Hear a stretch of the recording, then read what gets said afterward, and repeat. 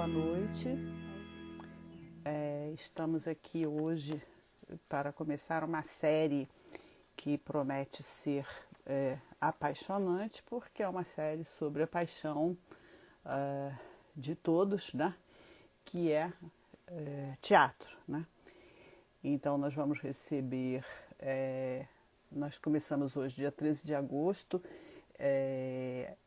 essas lives, o teatro e seus ofícios, uma atividade com arte da Fundação Sesgran Rio, né, uma iniciativa do Centro Cultural da Fundação Sesgran Rio. Então nós estamos recebendo hoje,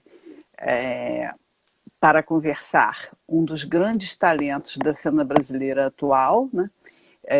Vamos falar sobre essa arte que tanta gente resume falando, duas tábuas e uma paixão, né? Será que é tão só isso, que é assim, tão um pouquinho? Será que a definição é essa paixão, né? Que se resume em duas tábuas, qualquer coisa eu já estou fazendo teatro. Então, quem vai nos falar a respeito disso, quem vai nos explicar como é que é essa ciranda de sentimentos, é Leonardo Neto, ator, diretor, dramaturgo, vencedor do 7º Prêmio Sesgran Rio de Teatro, nas categorias Melhor Ator e Melhor Texto Nacional e Inédito, com um inquietante espetáculo, um espetáculo que mexeu com a vida de muita gente, mexeu com a alma de meio mundo, 3 maneiras de tocar no assunto. Boa noite, Leonardo, um prazer enorme estar com você aqui. Boa noite, Tânia. Também estou muito feliz desse encontro e dessa possibilidade de encontro. Pois é, bom falar sobre teatro, né? Nós não temos volta para voltar, né? Oi, tá ouvindo? Tá ouvindo? Oi? Estamos com som... Pronto. Acho que agora ficou melhor. Ficou melhor. Né? É tudo novo, né? Tudo novo, estamos aprendendo, criando, é tudo assim, como se estivéssemos na adolescência, o que é muito bom, né? Nessa altura da vida, né? Estar na paixão adolescente, isso é muito bom. Bom, o nosso grande tema aqui é a carpintaria do teatro, né? Por isso, justamente, o teatro e seus ofícios. E quando eu ouvi Leonardo Neto, carpintaria, não sei porque me bateu imediatamente uma lembrança histórica que é muito forte, que foi o seu desempenho no Conselho de Classe. Certamente, quem viu, né, essa sacudidela que a escola, que a educação brasileira levou, né, e percorreu todo o país, esse espetáculo, quem viu... com certeza ficou impressionado com a intensidade do seu desempenho, que era uma coisa, era um espetáculo raro, único, mas tinha uma coisa no seu desempenho que era muito assim, combativo, né? Muito dentro de uma estrutura que é uma estrutura muito de paz, de calma, tinha uma coisa muito inquietante. Então, eu queria que você começasse se explicando, falando isso. Quer dizer, no fundo, você é ator. O ator foi minha primeira atividade dentro do teatro, né? O ator é a profissão que eu escolhi, a profissão para a qual eu estudei, a profissão onde eu me formei, a profissão que eu mais exerci. Mas de uns anos para cá, vim sentindo necessidade de atuar em outras áreas do teatro, além da interpretação. Primeiro comecei dirigindo, dirigi alguns espetáculos, um pouco como convidado, foi um diretor convidado, não eram projetos meus, eu quero dirigir isso. Mas eu descobri um enorme prazer nessa atividade também. Quando veio a coisa de escrever, o processo de trabalho com dramaturgia, aí a direção entrou como uma necessidade também, como um desejo também. Quer dizer, eu escrevi aquele texto e eu queria colocá-lo em cena. Por quê? Você não porque confia? Eu sabia... Não, porque eu sabia o que eu queria. Eu sabia o que eu queria, entendeu? Com aquilo.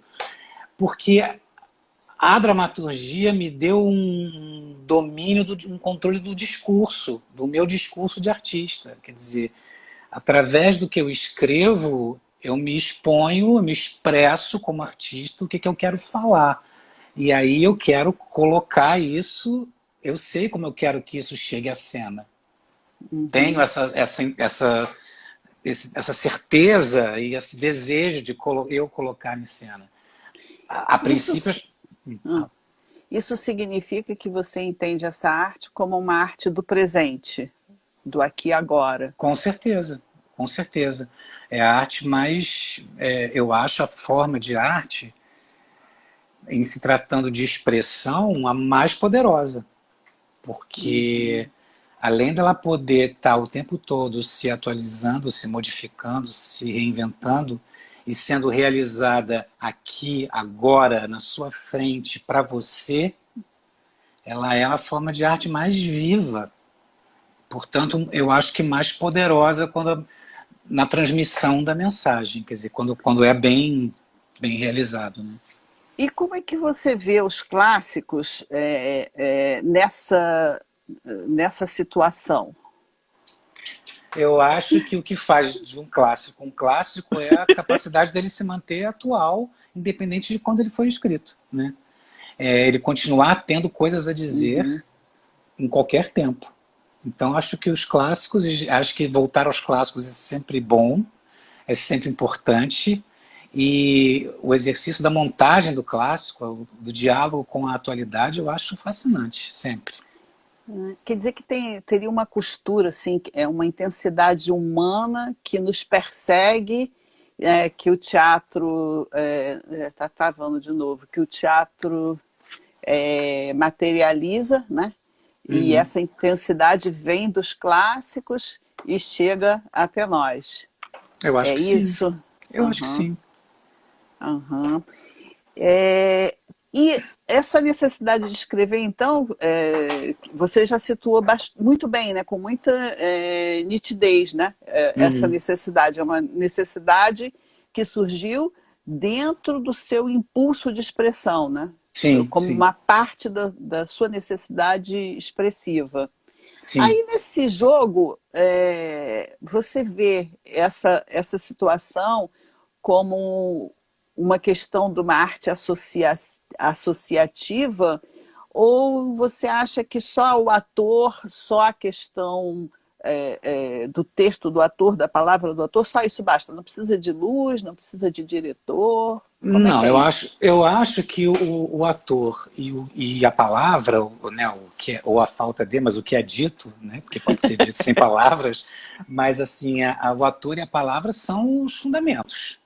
Você pode fazer um espetáculo só com um ator falando uma coisa sem cenário, sem figurino, sem luz, ao ar livre, mas eu acho que todos esses outros elementos, eles não só enriquecem e ajudam, né, e dialogam com essa mensagem que você está querendo passar, e colaboram com a forma disso, porque teatro também é forma, né? A forma com que você vai dizer aquilo também é importante, né? A estética. E eu acho que esses elementos todos só têm a acrescentar. Eu acho que você poderia fazer essa experiência de fazer um espetáculo só com um ator e o texto, mas isso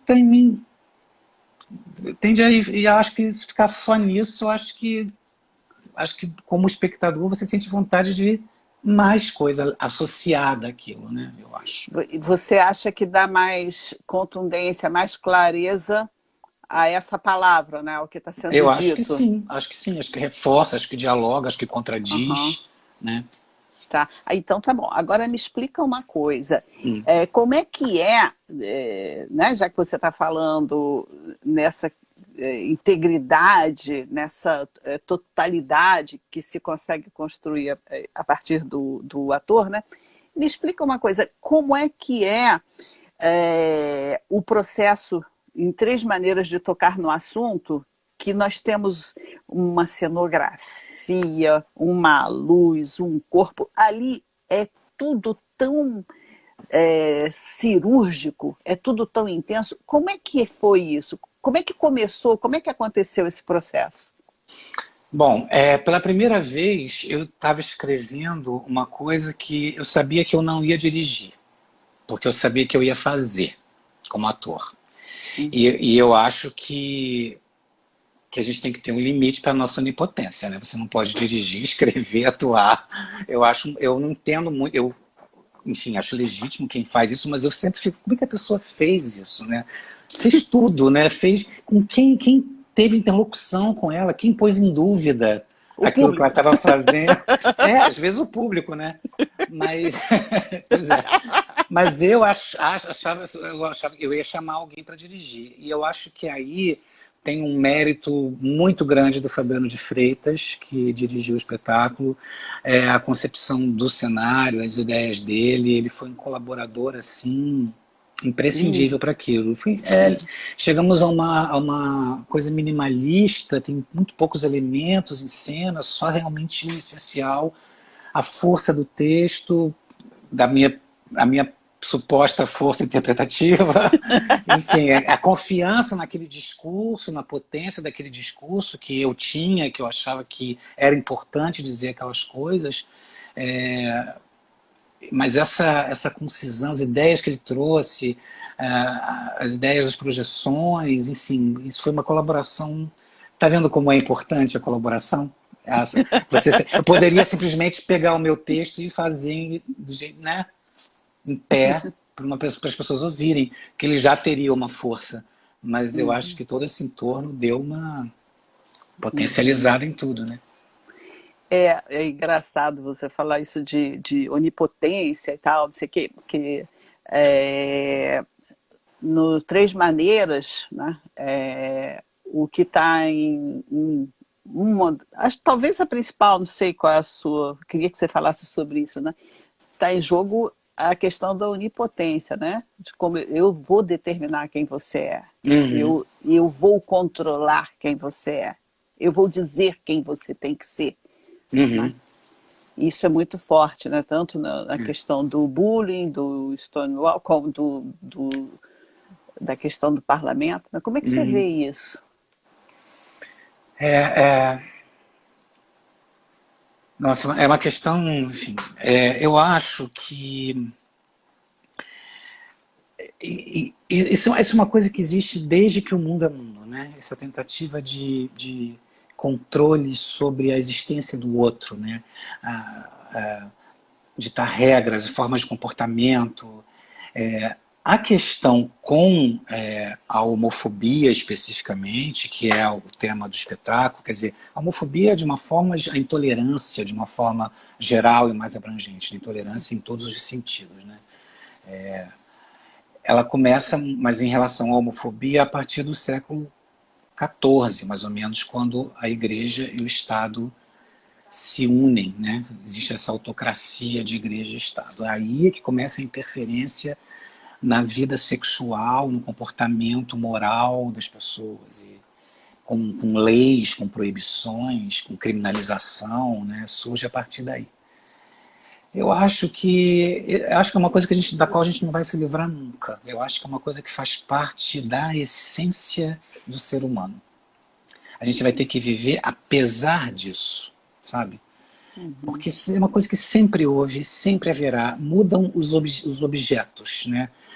Ou uma perseguição religiosa, ou uma perseguição de valores sexuais, comportamento sexual, uma perseguição de etnia, mas isso sempre aconteceu e sempre acontecerá. Eu não sei qual é a saída. A saída é matar todo mundo e começar a humanidade do zero, talvez, né?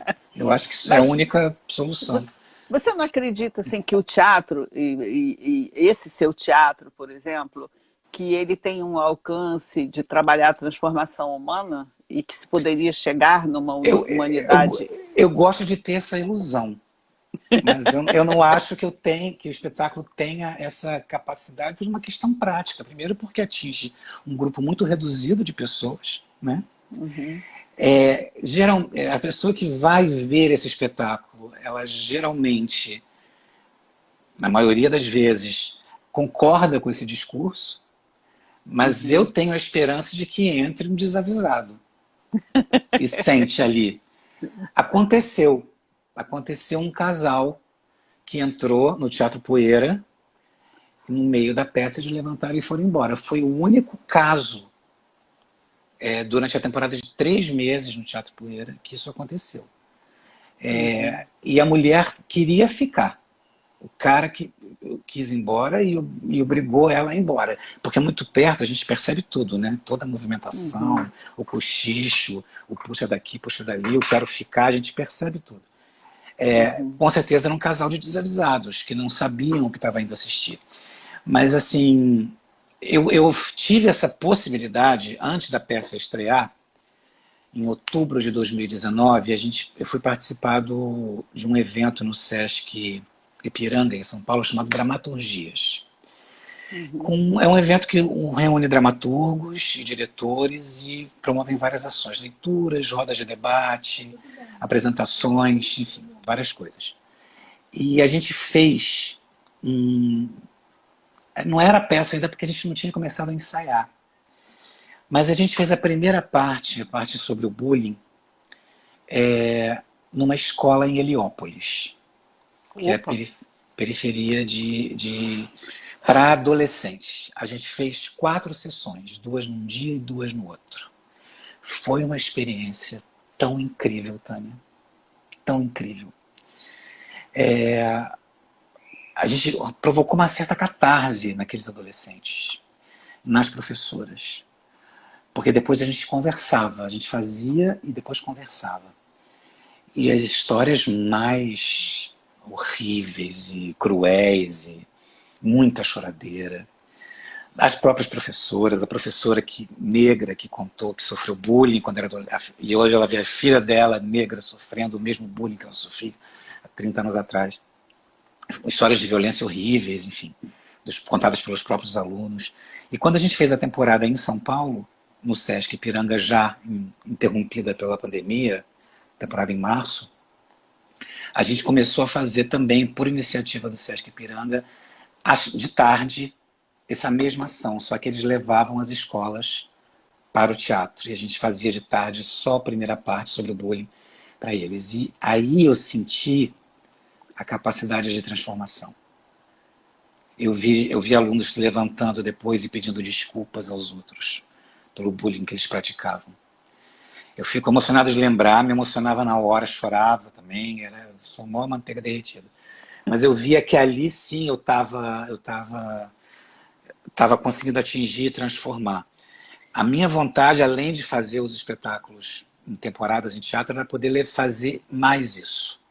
Levar o espetáculo a lugares onde normalmente ele não iria, para tentar atingir mais, sabe? Quer dizer, talvez o problema esteja aí, né? O nosso grande problema, né? É que a gente não consegue fazer com que o teatro converse com o conjunto maior da sociedade. É difícil, né? Porque tá tudo contra, né? Tudo contra.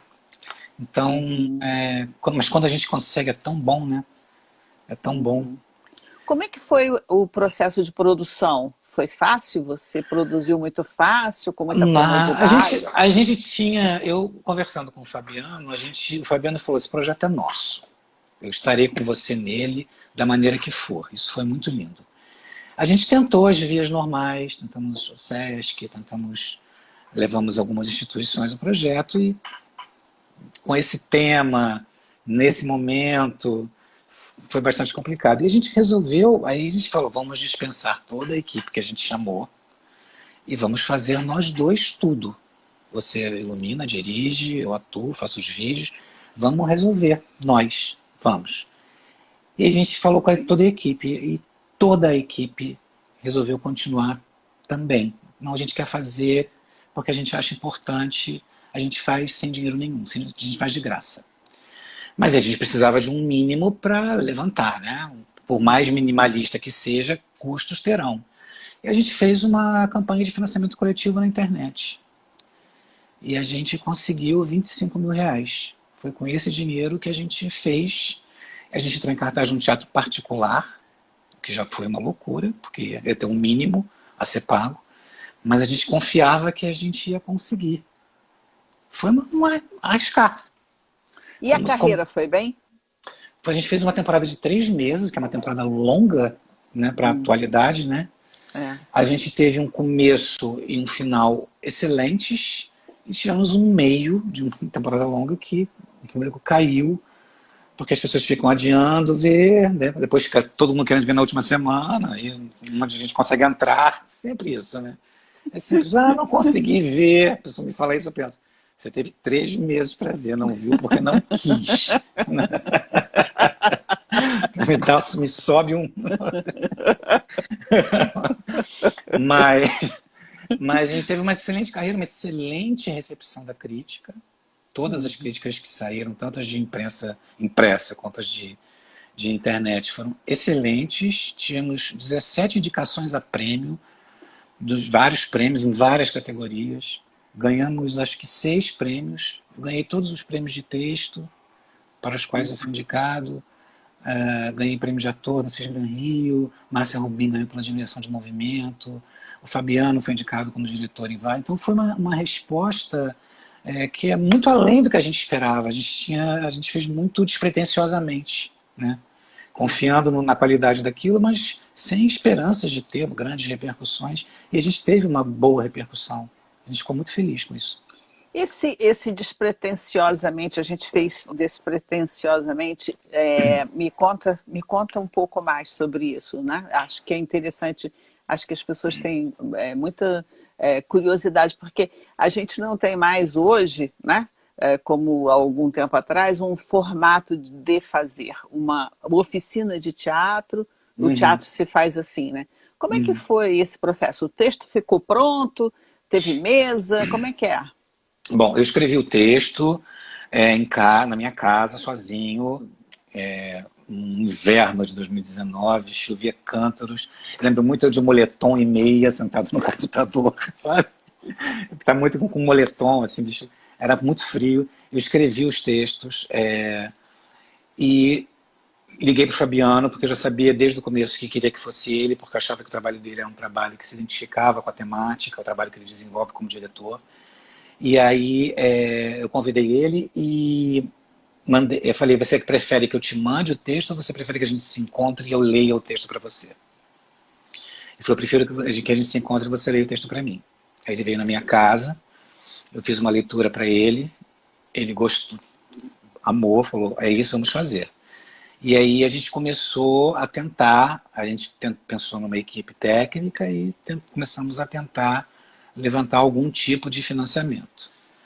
Foi assim, bem como todo mundo faz. Quando eu falo despretensiosamente, eu quero dizer que eu não tinha a pretensão de que aquilo fosse ter uma repercussão na mídia, uma repercussão, uma resposta de crítica excelente, uma resposta de indicações a prêmio. A gente não tinha essa ambição, essa pretensão. Entendeu? A gente sabia que era um espetáculo pequeno, simples, com poucos elementos, feito com pouco dinheiro, num teatro com 50 lugares, porque a gente queria fazer no Poeira. Mandei o projeto para o Poeira, mandei o projeto para a Derbal, o Derbal me retornou, vimos a data possível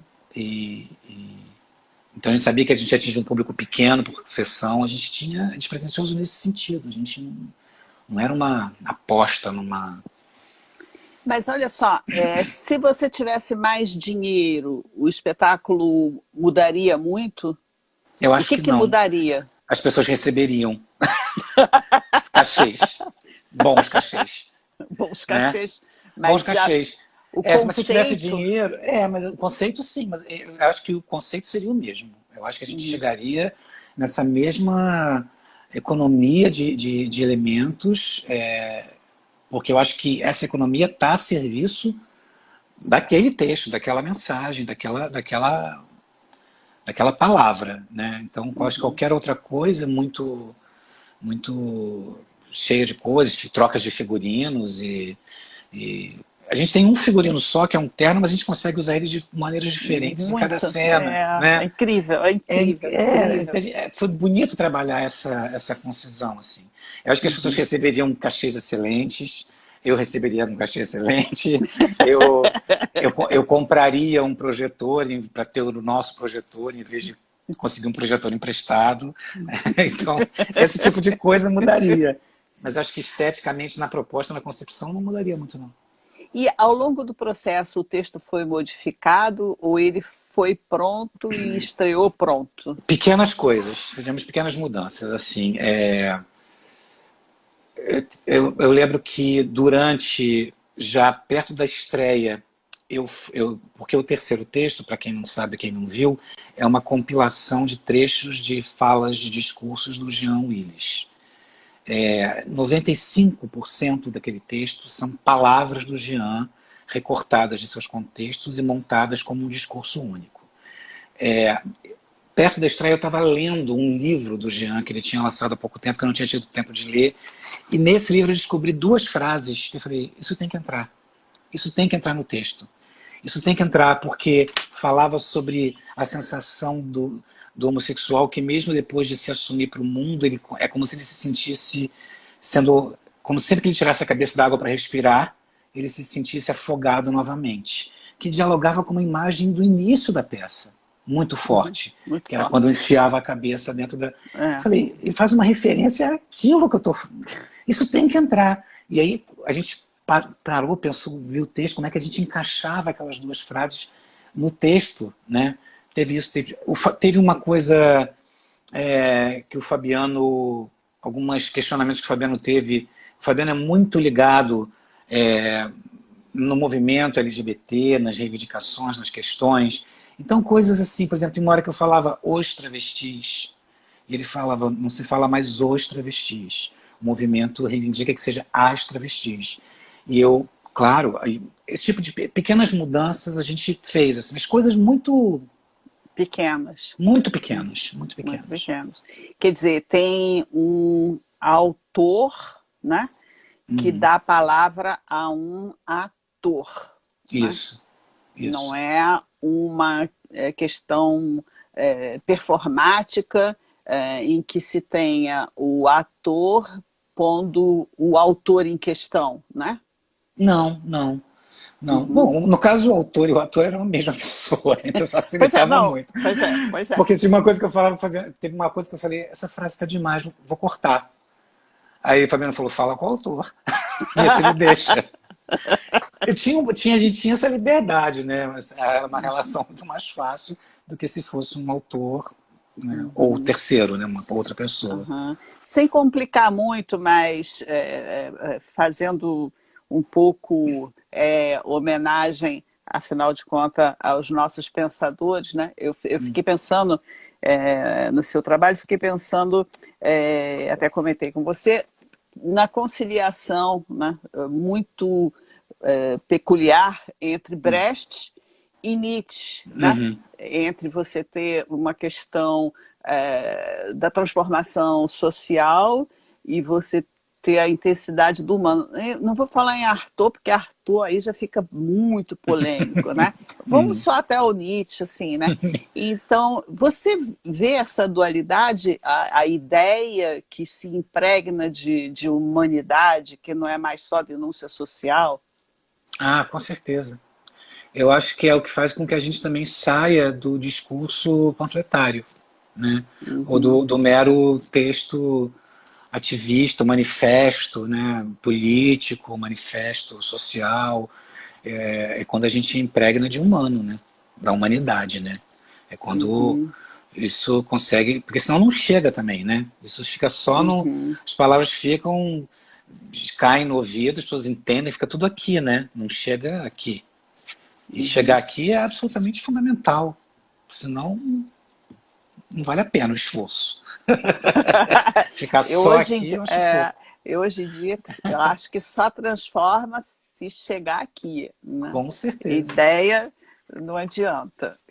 Mas, enfim, né, eu não sou atriz, mas eu vejo isso muito no seu trabalho. Eu acho curiosa essa intensidade físico-emocional que você consegue sempre nos seus desempenhos. E como dramaturgo, eu busco também isso. Na minha peça, meu texto anterior, que se chama A Ordem Natural das Coisas, é uma peça com 3 personagens, uma peça que se aproxima muito o Max Luiz disse que revivia um gênero esquecido, que era o drama psicológico. Eu tendo a concordar um pouco até, e com muito orgulho disso. Eu quis criar 3 personagens carregados de humanidade. E eu acho que a minha grande vitória foi ter conseguido isso. Eu acho que aqueles 3 personagens que viviam aquele drama dentro de um apartamento, o trabalho do João, o personagem que o João Velho fazia, que era o protagonista, eu acho que ele estabelecia uma empatia de humanidade com o público que era fundamental para que o espetáculo tivesse sucesso no sentido de realização da sua proposta, entendeu? Que chegasse no público. Se o público não fosse com ele, o espetáculo não aconteceria. E o público ia com ele, porque era um personagem muito humano. Então, no meu trabalho como dramaturgo, também tenho essa preocupação. Acho que porque eu sou ator. E enquanto eu escrevo, eu vou lendo em voz alta o que eu escrevo. E para ver se aquilo cabe na boca, se aquilo está palatável para um ator dizer. Né? E segundo, se eu mesmo consigo, como ator, ver a humanidade naquilo sendo dito. Então, eu acho que é fundamental mesmo. Você está escrevendo algum texto no momento? Olha, quando começou a pandemia, eu tenho uma ideia há muito tempo que eu nunca consegui começar a fazer. E aí, quando começou a quarentena, eu falei, agora eu vou sentar, eu vou escrever essa peça de qualquer maneira. Estou até agora na página 2. Não saio da página 2, eu não sei se eu consigo fazer, mas eu comecei a escrever textos curtos. Escrevi 5 textos, que um tem 8 páginas, outro tem 6 páginas, outro tem 2 páginas. São pequenos textos curtos, com 4 personagens, com 2 personagens, com 1 personagem. E eu agora, revendo, eu vejo que eles têm um universo temático muito próximo. E eu comecei a pensar agora em juntar eles de alguma forma que não fique só um texto, depois outro texto, depois outro texto, depois outro texto, como se fosse uma junção aleatória de pequenas cenas. E já penso em mais 2, já pensando nessa ideia de conjunto, entendeu? E ter um texto com cenas curtas, mas que tem o mesmo tema, o mesmo assunto. Eu acho que isso vai ser a próxima coisa. É isso que eu estou fazendo agora. É tipo um caleidoscópio, aquele... Que a Tanto gente... que eu não sei qual é o título ainda, mas a palavra circo me vem toda hora, assim. Acho que no título vai ter a palavra circo. Um circo de variedades, mas um circo de mediocridades. Sabe, é um pequeno circo de mediocridades, sabe? Caiu? Caiu. Olha, pequeno circo de mediocridades, acho que é um bom título, hein? Porque tem o grande circo de variedades e o pequeno circo de mediocridades. Acho que é um pouco isso. É muito bom, realmente muito bom. Agora, você pensa na possibilidade de fazer isso online, na internet? Como é que você vê agora o teatro na ausência? Eu tenho uma resistência de velho. Eu vou dizer para você. Quando fala assim, vai ter uma transmissão online de uma peça, eu penso, não quero ver. Eu sei que é horrível, as pessoas estão fazendo isso no seu melhor, nas suas melhores intenções, mas a mim me cansa ficar vendo pequenininho na tela do celular, ou mesmo na tela do computador. Eu acho que é uma coisa emergencial, provisória, circunstancial, mas eu acho que posso estar redondamente enganado. Eu acho que tem prazo de validade. Você não acredita nessa nova tecnologia? Sabe por quê? Porque acaba que não é o teatro... Porque assim, começo a ver. Aí a internet trava. Aí cai a conexão. Aí começa a desincronizar o som da pessoa falando com a boca da pessoa. Aí começa só a olhar aquilo. Tem uma coisa tecnológica que interfere. Então, para mim, já não é o teatro presencial que a gente assiste, já não é a mesma coisa. Então, já não é esse teatro. Não é com uma qualidade de vídeo e não é uma linguagem de cinema. Então, não é nenhuma dessas três coisas e eu não sei que quarta coisa isso é. Ainda não, eu acho que a gente, claro, como é uma coisa muito nova, eu acho que a gente está ainda entendendo como é que faz. Está entendendo. Eu acho que a gente pode chegar a um formato e a uma linguagem desse novo meio que pode ser muito interessante. Por enquanto, já vi algumas coisas.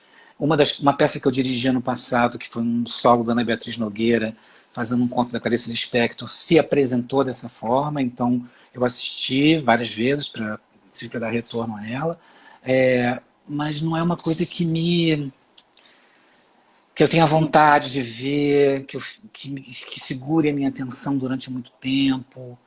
Pode Não ser te um problema meu. arrebatou em Não, pode nenhum ser um caso? problema, por enquanto não. Pode ser um Ah, problema meu, claro. Mas acho que também tem uma questão aí da linguagem que a gente ainda está descobrindo como é. Que não é nem teatro, nem cinema, nem televisão. tem várias pessoas se manifestando no chat Imagino. com vários convites para você ver. Alguns concordam com você e Uhum. acham que realmente teatro é ao vivo. O Antônio Gilberto acabou de postar que teatro é ao vivo a cores, com carne, suor e lágrimas, né? Mas muitas pessoas estão Eu estou vendo aqui a dizendo que Cília não. Coentro, que é uma atriz Isso. baiana incrível, que eu adoro, trabalhei com ela muitos anos atrás. A Cília está mandando assiste a minha, Léo, eu quero te mandar um convite, que é um espetáculo que ela fez no teatro. Eu acho que é o Love, não é, Cília? Confirma aí. Eu quero ver. Mas eu lamento ter que ver no celular e não poder ter visto no teatro. Uhum. A sua formação, Léo, é uma formação bem classicona de teatro? É bem convencional? Como é que é a sua formação? Você fez escola de teatro?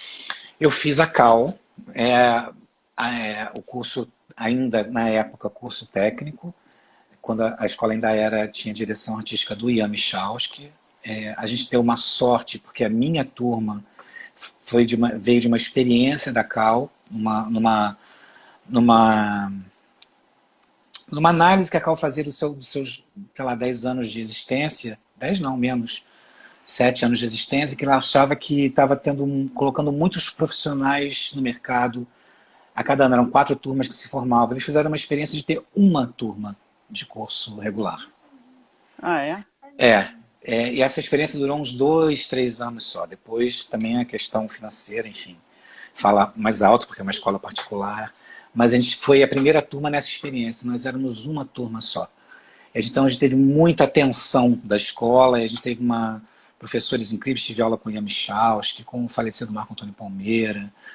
Enfim, com muita Marco gente Antônio bacana. Palmeira, olha, Marco Marco Antônio Antônio Palmeira, Palmeira. que depois me dirigiu no meu terceiro espetáculo. A gente chamou ele para dirigir a gente, ele topou, em 1990. Então a gente se formou com direção do Amir Haddad, Se Correr o Bicho Pega, Se Ficar o Bicho Come, uma montagem do Vianinho do Ferreira Goulart, do Amir, incrível. E aí depois, muitos anos, e fiquei com essa formação da Cal.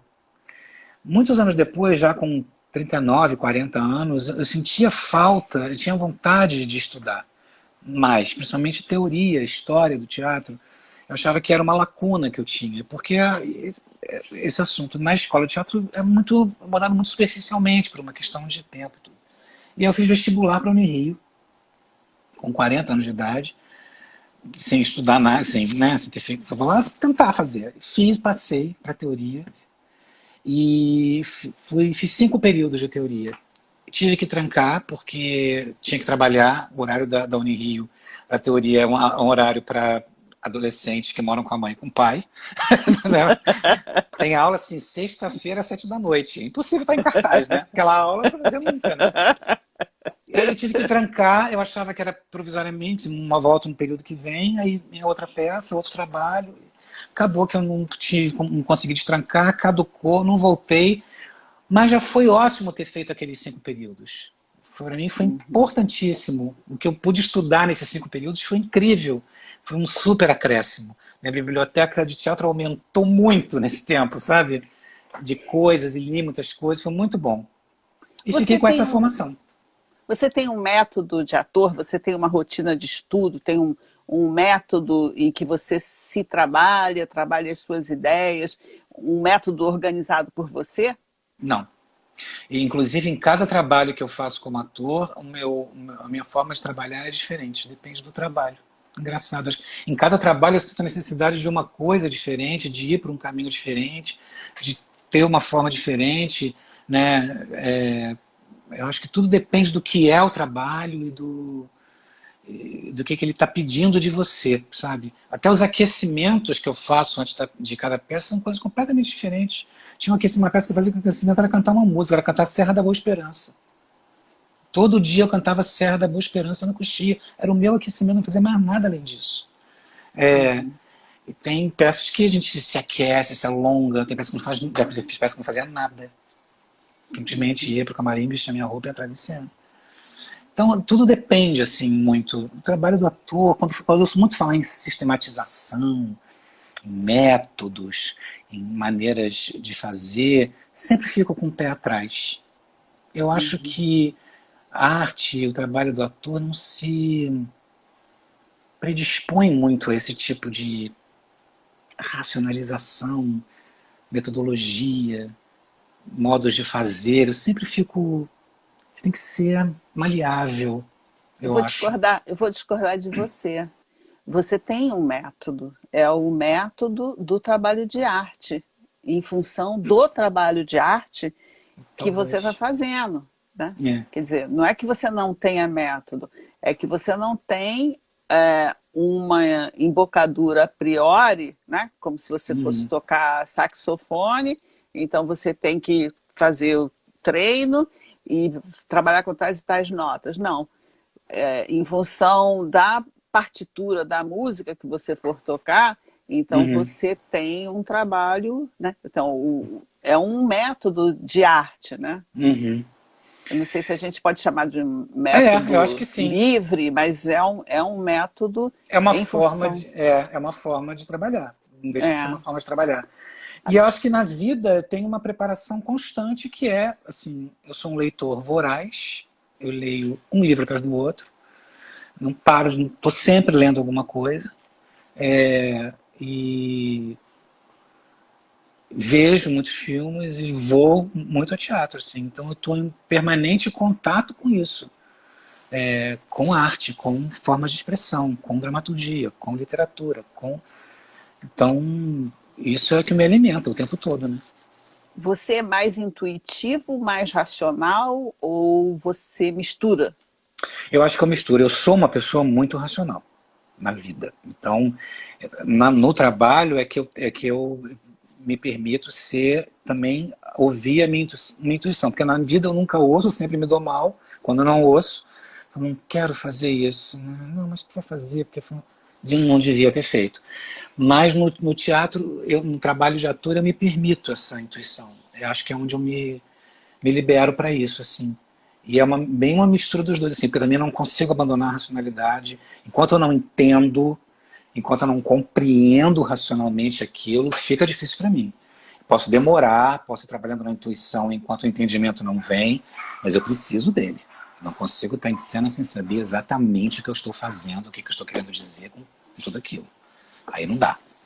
Você faz aula de corpo, de ginástica, de expressão corporal? Você tem aulas de formação rotineiramente?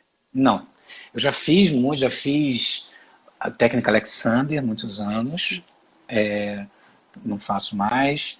O que eu faço é exercício físico assim todo dia. Eu caminho todo dia, mesmo quer dizer, durante a pandemia, a quarentena não, mas agora eu já voltei. Eu vou de máscara, é um suplício porque caminhar de máscara, porque o caminhada é caminhada mesmo, é aquela sem parar, 7 km no mesmo ritmo. Se vem alguém que no seu caminho se desvia da pessoa para continuar, sabe? Isso não, eu encaro seriamente. E é um suplício fazer, mas eu faço isso todo dia para poder estar com o corpo vivo, assim. Mas eu não tenho, nem tenho mais esse alongamento. Eu tô com 52 anos, né, Tânia? Chega uma hora também que dá uma preguiça, né? O corpo já não corresponde a tanto também, né? Você botava sua cabeça no joelho, agora você chega nem no meio do caminho. É isso, né? São as limitações também da idade. E eu não vou ficar aqui tentando suplantar essas limitações e botar a perna aqui agora, né? Não. Eu acompanhei muito a carreira da Marília e Ah, teve mas a alguns. Marília era a Marília. Marília fazia todo dia balé clássico. Ela era uma doida, mas é maravilhosa. Mas... Não, mas é um outro ponto, assim, que tá ligado com vigor físico, mas é uma outra questão, né?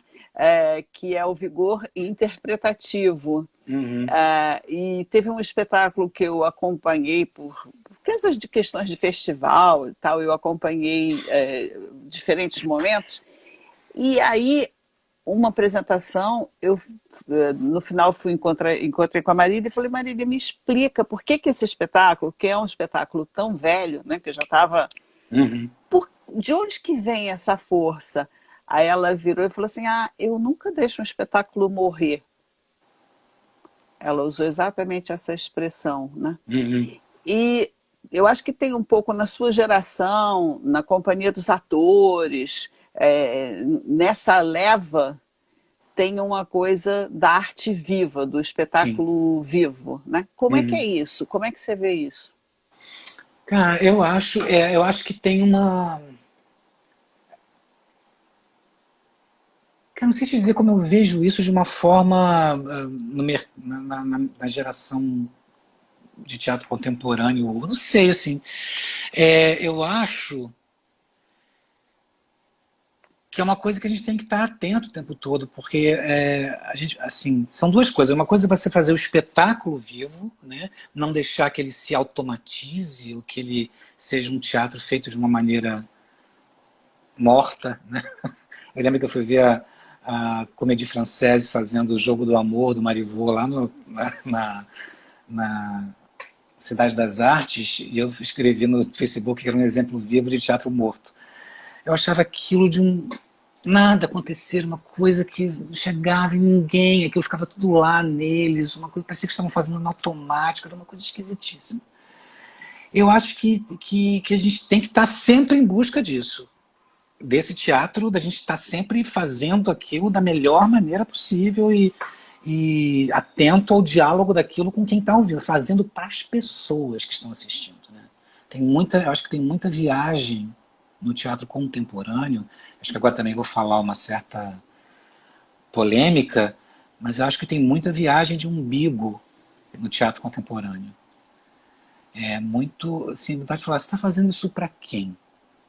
Para você, para o seu desejo, para a sua vaidade, para a sua própria satisfação, ou você está fazendo isso para que outras pessoas ouçam e se toquem, se transformem, se emocionem? Tem às vezes a impressão de eu vejo coisas feitas por gente muito jovem que está lá entre eles, só acontece entre eles ali, não chega a mim que estou assistindo, e aí é morto. Então eu acho que essa geração de Companhia dos Atores, que é a minha geração, a gente tem essa preocupação ainda de comunicação, sabe? Acho que o teatro vivo é o teatro que comunica. Fora isso, tem de manter vivo o espetáculo na sua vida útil, né?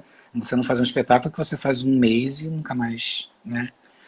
Claro que às vezes acontece, porque as circunstâncias em volta não fazem com que você não consiga financeiramente manter aquilo.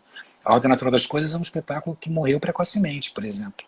A gente fez uma apresentações no Circuito Sesc, depois um mês de estreia de temporada no Rio de Janeiro, e não conseguimos mais fazer porque eu não tinha mais dinheiro para sustentar aquilo.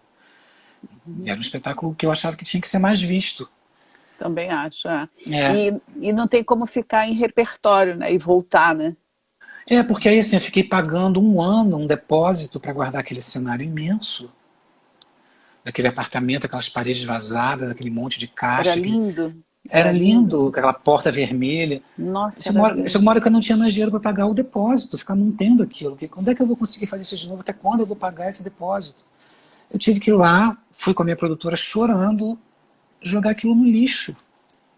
É uma dor, é uma dor. Uma coisa que você sofreu tanto para fazer. Você demorou tantos anos para conseguir botar em cena. O texto foi escrito em 2016 e só foi encenado em 2018.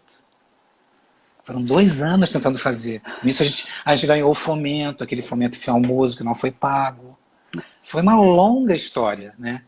E a Companhia dos Atores, eles têm isso, eles conseguem. A gente fez o Conselho de Classe, a gente criou em 2013 e a gente fez em 2019, a gente estava fazendo o Conselho de Classe em São Paulo ainda.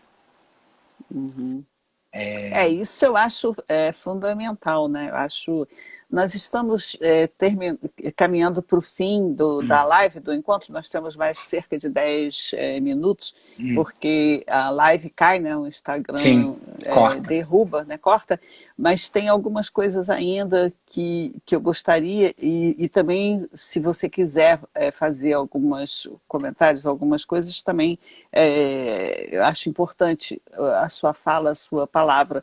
Agora, assim, vai voltar o Três Maneiras, falando nisso, né? Do que fica, Sim. do que não fica?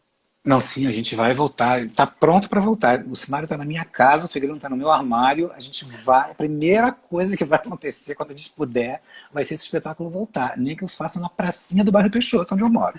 A gente vai fazer, porque a gente estava em cartaz em São Paulo. A temporada foi interrompida, faltando 1 semana para terminar. A gente ia para o Festival de Curitiba. A gente ia fazer 9 unidades do Sesc no Rio de Janeiro. A gente estava com toda uma carreira da peça. Ia ser um ano incrível. Eu ia passar o ano fazendo Três Maneiras de Tocar no Assunto. Ai, meu Deus. É uma dor, uma dor. Então, assim, a primeira coisa que vai acontecer vai ser voltar. Até porque vai ser a única coisa que eu vou ter para ter alguma renda, né? Uhum. Porque a gente está numa situação complicadíssima nessa. São 5 meses sem poder trabalhar, né? Como é que você está fazendo? Você está se mantendo bem? Eu tinha um dinheiro, tinha ganhado os prêmios, né? Sesgan Rio, que foram excelentes para isso. E eu tinha um dinheiro guardadinho que acabou. E agora eu tô no cheque especial e na ajuda dos amigos. Uhum. É difícil. E tem previsão de volta? Já tem algum planejamento? Olha, se fala em setembro abrir o teatro. Eu vejo umas fotos dos aviões e eu entendo porque se pode andar de avião e não pode entrar no Poeirinha. Porque é a mesma coisa. Tem inclusive menos gente no Poeirinha que dentro do avião. Mas, enfim, eu acho que na verdade não devia voltar nada. Nem o avião, nem o Poeirinha, nem nada. Eu acho que tá tudo errado. A gente tinha que ter feito um lockdown de verdade, que a gente nunca fez. Sempre foi uma quarentena capenga, né? Por isso a gente está assim até agora. Eu acho que se tivéssemos feito direito, já teríamos talvez saído disso. Mas enfim, eu não sei. Você vê fotos na Europa, as pessoas tiraram cadeiras, com os espectadores com distanciamento. Seria uma maneira, mas enfim, não sei, é tudo um grande mistério. Eu acho que esse ano ainda, acho que enquanto não tiver uma vacina, mesmo que abra, as pessoas não vão, sabe? Uhum. Eu não iria assistir uma peça. Eu não iria. Esse é um dos problemas, né? Convencer o público a voltar. Já não ia antes, né? O público já estava longe, afastado do teatro, sem coronavírus. Com o coronavírus, então... E drive-in? Para filme até pode ser, para teatro eu acho complicado. Uma amiga minha, Débora Duboc, que é uma atriz de São Paulo maravilhosa, ela fez em Brasília a Valsa de Lili que é o espetáculo que ela estava fazendo, ela fez num sistema de drive-in. Ela disse que foi assim, uma experiência incrível. No final os carros buzinavam, piscavam farol, era o aplauso. Mas é estranho, porque você faz os carros, né? Tem um telão que pega você e projeta você grande, na verdade as pessoas estão vendo cinema. Elas ficam numa distância que elas não veem nada, elas viam um pontinho no palco, que era a Débora, e viam tudo através do telão. Continuo achando que ainda é um teatro meio esquisito. Um teatro que não é teatro, que não é cinema, que não é televisão. O Darson está fazendo em São Paulo e os atores circulam pelos carros. Tem uma movimentação maior. E talvez, eu não sei, porque eu não conheço lá o espaço, mas talvez seja um estacionamento pequeno, também dê mais intimidade. Intimidade com carro, eu não sei muito como é que é. Também não faço ideia. Eu acho que se isso fosse uma coisa permanente, assim, vai ser assim pro resto, o mundo está assim, será assim, esse vírus não vai ter solução, vamos morrer daqui a 50 anos com isso do jeito que a gente está agora. Acho que o teatro conseguiria arranjar uma maneira de e aparecer uma maneira de mais interessante do que essa, de se fazer por celular ou de fazer por computador, iremos encontrar. Mas como a gente tem a esperança de uma vacina, de que isso vai passar, doido para voltar para ver uma peça de verdade. Doido.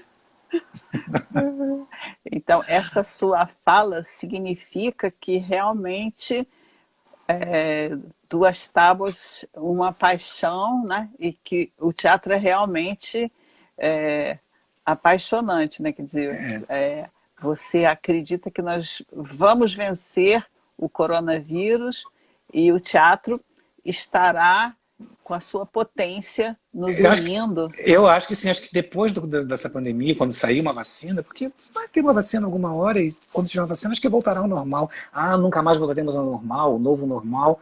Não, já a vacina vai estar tudo normal. Então, assim com todas as outras doenças, por que não será com essa, né?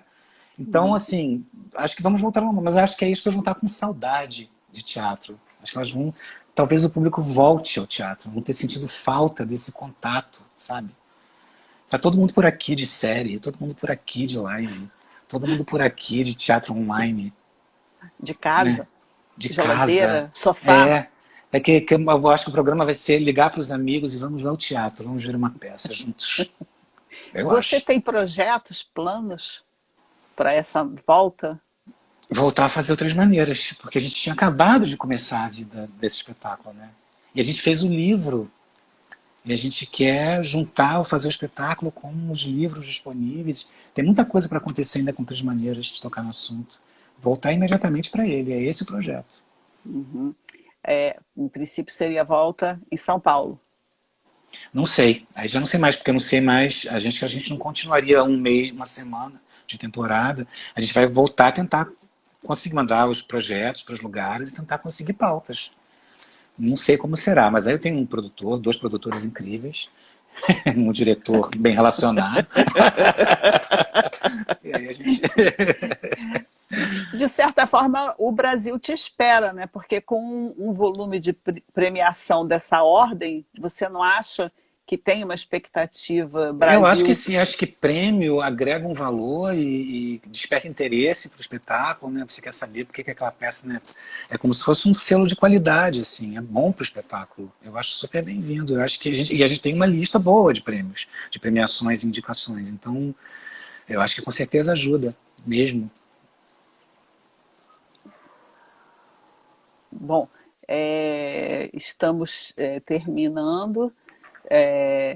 Já está aqui a sinalização para encerrar. Eu quero muito agradecer a oportunidade de conversar com você, adorei. Eu também quero adorei. te dar os parabéns pela sua grandeza em arte, que realmente me comove. Obrigado, Adoro Tânia, acompanhar o seu trabalho. Que bom, obrigado, fico feliz.